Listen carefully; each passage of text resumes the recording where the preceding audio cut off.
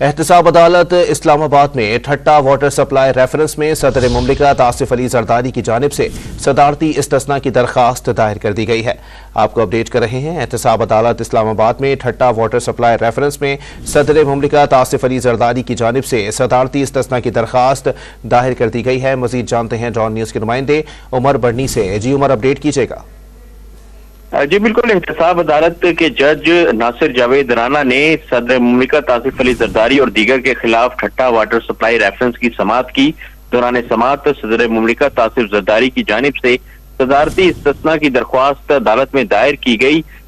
वकील अरशद तबरेज की जानिब से मौक़िफ़ अपनाया गया कि आसिफ जरदारी को सदारती इस्तिस्ना हासिल है। सदर मुमलिकत के खिलाफ केस की कार्रवाई आगे नहीं बढ़ाई जा सकती। अदालत ने नैब को नोटिस जारी करते हुए केस की समाअत 22 अप्रैल तक मुलतवी कर दी।